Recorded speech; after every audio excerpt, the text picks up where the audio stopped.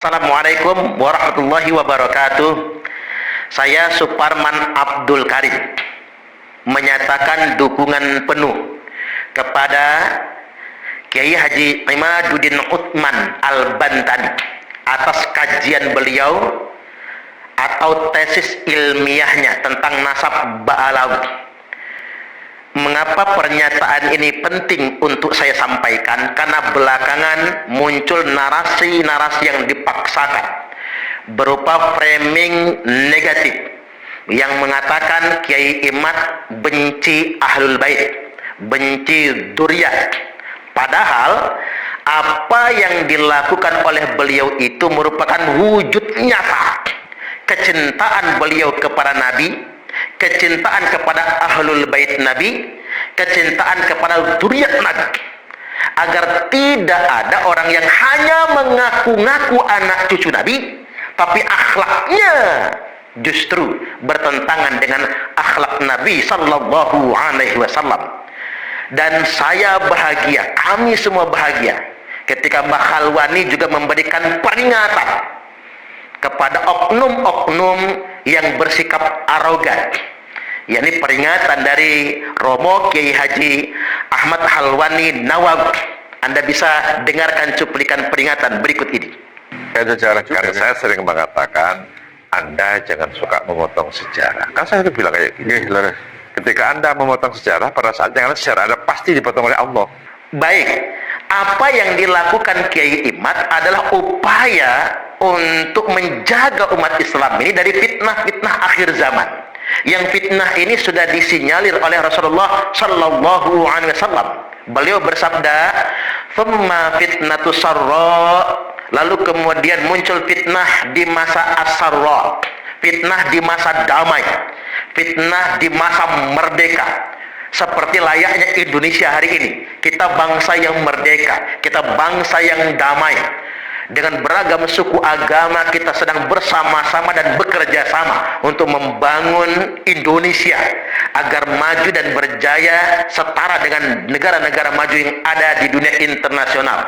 Nah, di masa damai ini, di masa yang merdeka ini ada fitnah. Tsumma fitnatu sarra, muncullah fitnah sarra dakhanuha, di mana asap fitnahnya ini keluar min tahti qodama rajulin min ahli baiti, keluar dari bawah dua telapak kaki oknum seseorang yang ngaku-ngaku ahlul baitku, kata Nabi.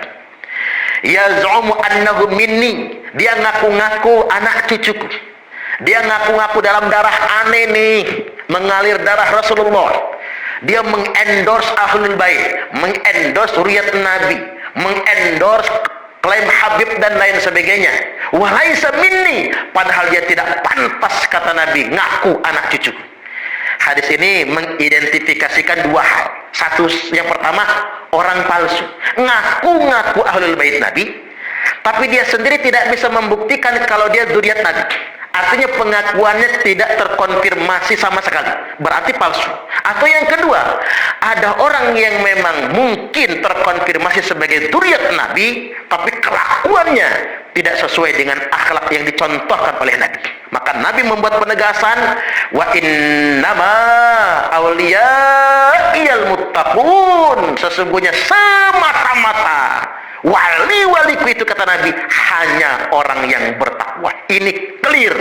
Nabi sudah membersihkan akan adanya kemungkinan klaim sana, klaim sini, endorse sana, endorse sini. Maka Nabi membuat sebuah penyelesaian, semata-mata yang pantas jadi wali-waliku, kata Nabi, hanya orang-orang yang bertakwa.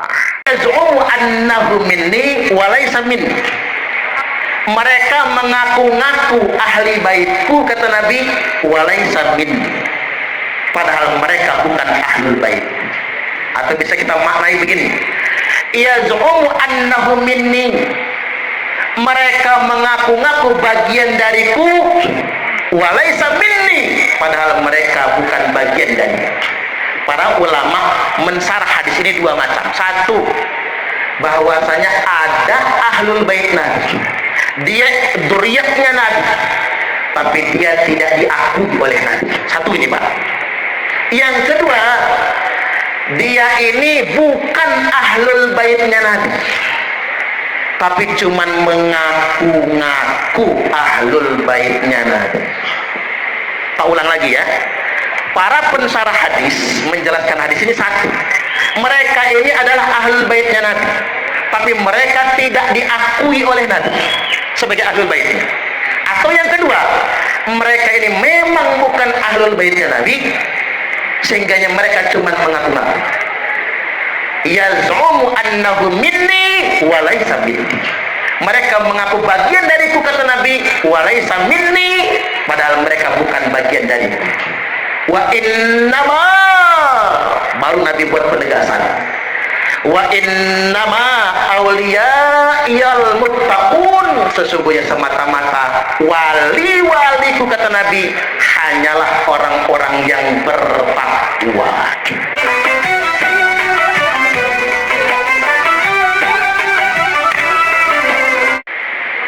Agama ini diwariskan dan dititipkan kepada orang yang berilmu, orang alim atau para ulama. Agama tidak dititipkan, tidak diwariskan kepada orang yang punya jabatan. Agama tidak dititipkan dan tidak diwariskan kepada orang yang punya harta kekayaan. Tapi agama ini dititipkan kepada orang yang berilmu. Bahkan agama tidak diwariskan kepada nasab.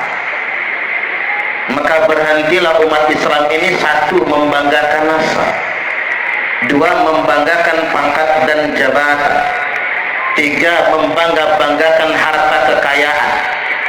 Walaupun kita punya nasab terbaik, walaupun kita punya kekayaan yang banyak, walaupun kita punya pangkat dan kedudukan, tapi tak ada orang yang berilmu, tak ada ulama, ini bahaya Bapak Ibu. Karena agama dititipkan, diwariskan kepada orang yang berilmu. Inilah mengapa Rasulullah Shallallahu Alaihi Wasallam membuat penegasan, wa innal ulama'a warasatul anbiya, dan sesungguhnya ulama itu pewaris para nabi. Jadi bukan pejabat pewaris para nabi, bukan orang yang kaya raya pewaris para nabi itu. Pewaris para nabi adalah ulama. Makanya anak kita masukkan ke pesantren agar mereka menjadi generasi pewaris ilmunya para ulama. Allahumma amin. Itulah tujuannya, agar agama ini terjaga. Walaupun kita tidak kaya, tapi agama tetap terjaga.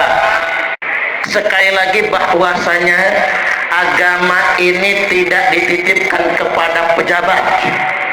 Agama ini tidak diwariskan kepada orang yang kaya raya. Dan mohon maaf, agama juga tidak diwariskan kepada orang yang punya nasab. Udah terlanjur ngomong, udah didengar Kiai Izzuddin tadi, makanya perlu saya bahas sedikit. Udah terlanjur ngomong. Soalnya begini Bapak Ibu, orang bisa mulia karena nasabnya, betul? Betul? Tapi nasab itu beban. Maka kita mengenal bibit, bebek, bobo, betul? Beban, tanggung jawab.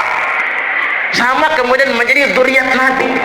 Menjadi zuriat Nabi itu beban, bukan sebuah pengakuan, tapi sebuah beban dan tanggung jawab. Kita ini harus meyakini Bapak Ibu, ahlul bait Nabi, keturunan dari ahlul bait Nabi itu masih ada sampai kiamat. Ya kan ada Imam Mahdi. Imam Mahdi itu pemimpin kita Bapak Ibu. Makanya sering saya sampaikan, kalau Imam Mahdi belum dibaiat di Baitullah, semua yang pakai bendera hitam itu bendera hitam palsu semua. Sering saya sampaikan begitu. Masih ada zuriat Nabi itu.